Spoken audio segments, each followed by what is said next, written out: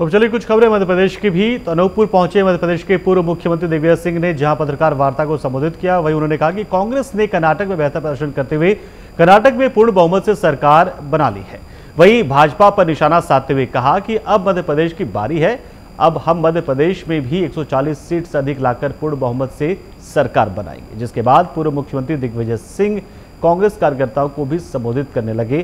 कहा कि हम सबको एकजुट होकर काम करना और मध्य प्रदेश में 140 सीट से अधिक लाकर पूर्ण बहुमत से सरकार बनाना है।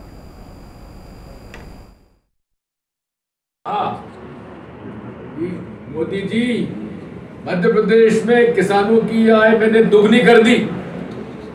अरे एक भी किसान से पूछ लो उसकी आमदनी दुगनी हुई है क्या? केवल एक व्यक्ति की किसान की दुगनी हुई है, दुगनी चौगनी पांचवी 10 गुनी हुई है, वो शिवराज सिंह चौहान, जिन्होंने अपने गांव में जहां खेती थी वहां खेती नहीं करते, विदिशा में खेती कर रहे हैं। जरा फार्म हाउस उनका जाके देख लो, आलीशान फार्म हाउस, वेयर हाउस। अभी कुछ दिन पहले दीपक जोशी जी कैलाश जी के बच्चे जो आए, उन्होंने कहा कि जब ये हमीदिया कॉलेज में पढ़ता था तो इसके भोजन की और कपड़ों की व्यवस्था कैलाश जोशी जी किया करते थे। आज इसके पास 9.5 करोड़ रुपए आकाश से गए जो उसने घोषणा की है।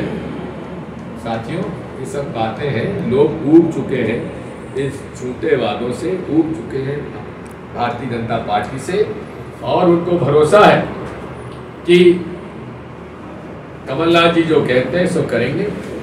यहाँ तक कि बहुजन समाज पार्टी की एमएलए है हमारी राम भाई ने कहा कि सब झूठ बोल रहे हैं शिवराज सिंह चौहान, ये कुछ नहीं करेगा। हाँ, कमलनाथ के ऊपर बहुत मुझे भरोसा, वो कर दादा कमलनाथ दादा करके दिखाएंगे। तो ये कमलनाथ दादा जो है ये अपने वचन के पक्के हैं।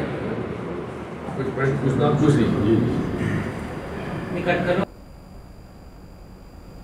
कर्नाटक में कांग्रेस पार्टी की जीत का जश्न मंडला जिला कांग्रेस पार्टी ने हनुमान मंदिर में पूजा कर चिलमन चौक में जोरदार आतिशबाजी कर जीत का जश्न मनाया। विधायक अशोक मास्कोले ने कहा कि कर्नाटक से शुरुआत हुई है, पर हिंदुस्तान में कांग्रेस का परचम एक बार फिर से लहराएगा। का समय है, क्योंकि ये लोकतंत्र की जीत है। झूठ कितने ही चीख के बोले सत्य नहीं होता, और झूठ कैसे ही बोले भगवान झूठे को सहारा नहीं देता। बहुत कोशिश की, बजरंग दल के नाम पर, बजरंगबली भगवान के नाम पर, भगवान राम के नाम पर अपने झूठ को ढकने की कोशिश की, अपने भ्रष्टाचार को ढकने की कोशिश की, पर वो कामयाब नहीं हो पाया।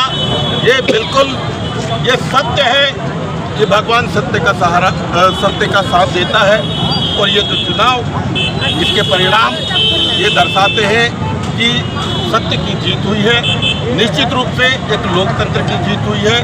पूरे कर्नाटक के वोटर्स को मैं बहुत बहुत धन्यवाद देना चाहूँगा कि सत्य का साथ दिया है।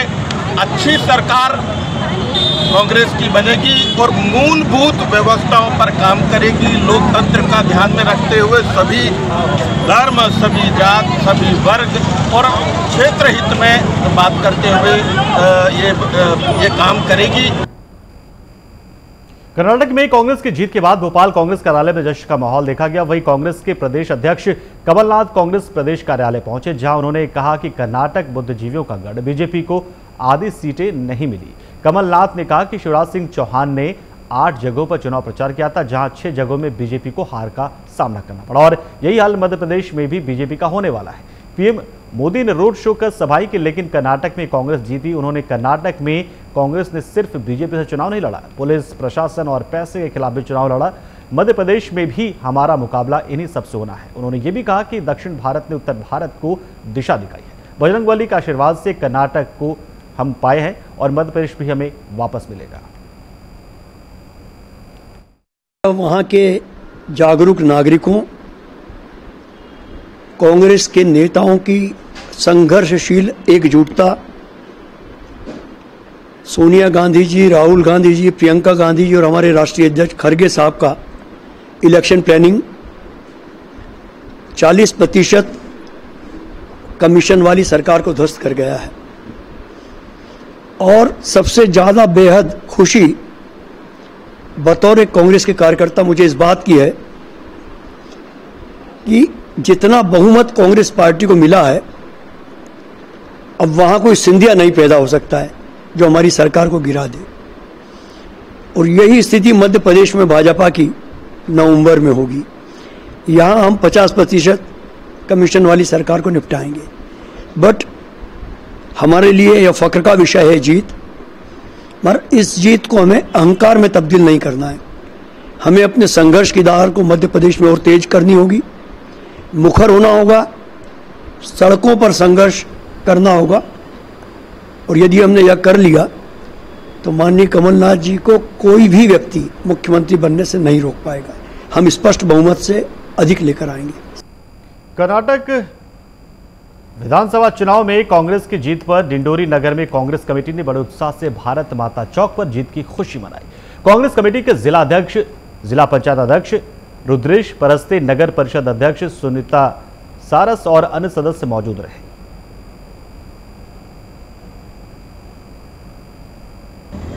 आज कर्नाटक में हुए विधानसभा के चुनाव में माननीय खड़गे जी के नेतृत्व में, माननीय सोनिया गांधी जी, राहुल गांधी जी, प्रियंका गांधी जी के नेतृत्व में जनता के आशीर्वाद से कांग्रेस ने वहां पर प्रचंड विजय श्री का वर्णन किया है। हम भगवान श्री राम जी की कृपा से, भगवान हनुमान जी की कृपा से ये विजय श्री को हम लोगों ने वहां पर पाया है।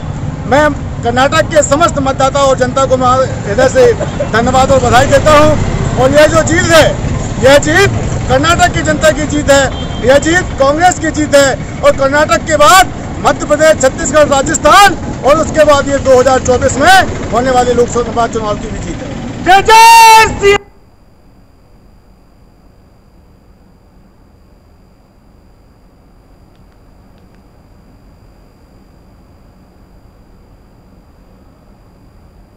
तो गदरपुर में दुष्कर्म का एक मामला सामने आया, जहां सर्व ब्राह्मण सभा ने ज्ञापन सौंपा। दुष्कर्म के आरोपियों की फांसी की सजा की मांग को लेकर ज्ञापन सौंपा गया है। आपको बता दें कि राजेंद्र नामक युवक ने महिला के साथ दुष्कर्म किया, साथ ही महिला को रिपोर्ट पर जान देने से जान से मारने की धमकी भी दी है। फिलहाल पुलिस ने युवक के खिलाफ मामला दर्ज कर कार्रवाई शुरू कर दी है। ना अभी विगत दिनों ये अपराध गाटावारा शहर में हुआ है, एक बच्ची के साथ दुष्कर्म हुआ है। वो अपराधी तो गिरफ्तार हो गया, मगर इस तरह की प्रवृत्ति गाटावारा के लोगों को कैसे हो रही है? आज तक इस तरह की घटना गाटावारा शहर में नहीं हुई। प्रशासन क्या कर रहा है? क्या प्रशासन की नींद लगी हुई है? इतनी बड़ी घटना गाटावारा शहर में होती है और उसको गिरफ्तार तो कर लिया गया है, मगर उसकी हिम्मत कैसे हुई? इस तरह के लोगों को बढ़ावा कौन दे रहा है कि आज इतनी बड़ी उस बच्ची के साथ घटना हुई है? ऐसी घटना ये तो उत्तर प्रदेश और बिहार में सुनने में आती थी, मध्य प्रदेश में इस तरह की घटना सुनने में कम आती हैं। और गाटावारा शहर में तो हमने कभी इस तरह घटना नहीं सुनी जो घटना अभी हुई है। गाटावारा के सर्व ब्राह्मण समाज के द्वारा ज्ञापन दिया गया है कि यहाँ पे एक बच्ची जो 18 वर्ष की उनकी थी, उसके साथ उस बच्ची के साथ किसी के द्वारा अनैतिक कार्य किया गया। उस संबंध में उनका कहना है कि उस व्यक्ति के विरुद्ध कार्रवाई किया जाए। अभी सूचना के अनुसार पुलिस थाने में तो रिपोर्ट हो चुकी है और आगे भी जो कार्रवाई होगी, चूँकि ये मामला न्यायालय और पुलिस से है, तो उनके द्वारा जो भी कार्रवाई होगी और हमसे जो सामान्य प्रशासन, राजस्व विभाग से जो उनके सहयोग चाहा जाएगा वो हम देंगे तत्काल।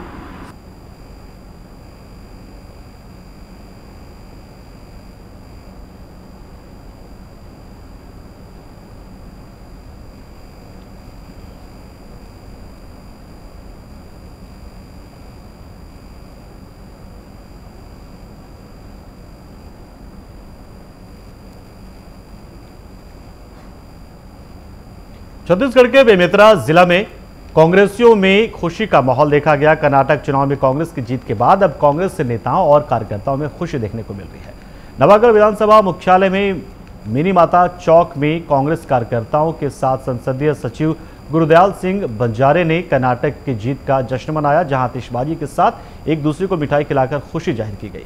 वहीं मीडिया से बात करते हुए कहा गया कि कर्नाटक राज्य का चुनाव कांग्रेस के लिए संजीवनी है और कर्नाटक में बीजेपी की हार नहीं बल्कि प्रधानमंत्री की झूठ और फरेब की हार हुई है। अभी तो कर्नाटक में भारतीय जनता पार्टी और मोदी जी को करारा हार मिला है। आने वाले 2024 में और करारा हार मिलेगा पूरे भारतवर्ष में, क्योंकि जनता भारतीय जनता पार्टी और मोदी जी की कथनी और करनी को अच्छे से जान चुकी है।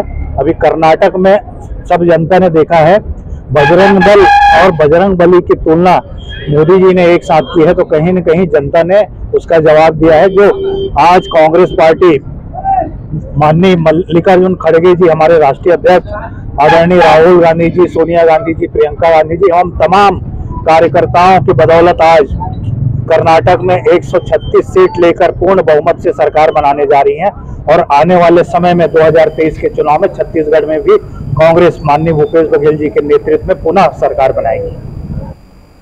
मसूरी विधानसभा में आगामी चुनाव के लिए निषाद पार्टी की बैठक हुई, जिसमें मुख्य अतिथि संजय सिंह राजपूत उपस्थित रहे। छत्तीसगढ़ निषाद पार्टी प्रदेश प्रभारी संजय सिंह राजपूत ने कहा कि आगामी चुनाव के लिए प्रतिभागियों को बहुत मेहनत करनी होगी, लगन से काम करना होगा, अपनी पार्टी में अधिक से अधिक सदस्य जोड़ना होगा और अपने आने वाले चुनाव में अपनी भागीदारी तत्पर संकल्प के साथ तय करनी होगी।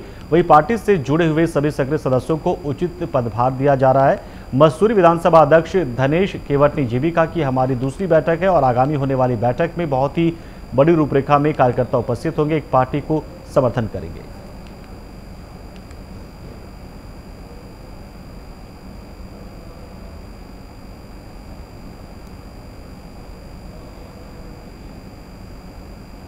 कर्नाटक में विधानसभा चुनाव में कांग्रेस की एक तरफा जीत से कांग्रेसी कार्यकर्ताओं में उत्साह की लहर साफ देखी जा सकती है।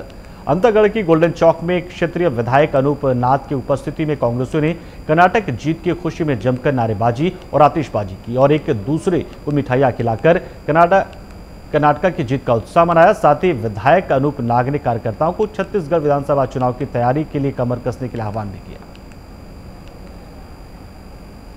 चुनाव में एक तरफा जीत के बाद कांग्रेस कार्यकर्ताओं में उत्साह देखने को बन रहा है। कांग्रेस को एक संजीवनी मिल गई है। हिमाचल चुनाव, उसके बाद कर्नाटक चुनाव वास्तव में कांग्रेस के लिए एक संजीवनी का काम कर रही है। यहाँ पे हमारे साथ विधायक, क्षेत्रीय विधायक अनूप नाग हैं। हम इनसे पूछते हैं कर्नाटक चुनाव में जो जीत हासिल की है वो उसका श्रेय वो किसको देते हैं और इस चुनाव के बाद छत्तीसगढ़ चुनाव की तैयारियों में ये किन किन विषयों पे विशेष ध्यान देंगे। बहुत बहुत धन्यवाद आपको और आपके चैनल को।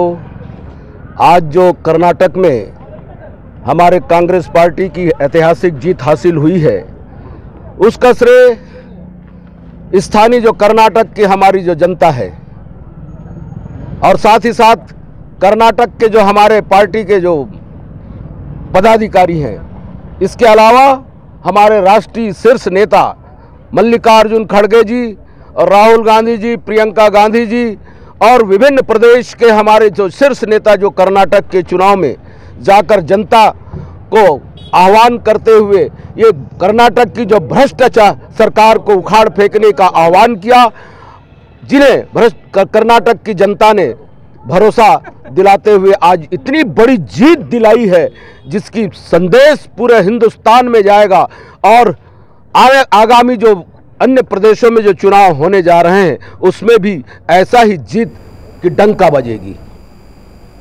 और इस बुलेटिन में इतना ही, लेकिन खबरों का सिलसिला प्राइम न्यूज पे लगातार जारी है, तो आप बने रहिए हमारे साथ। दिख रहे प्राइम न्यूज। नमस्कार।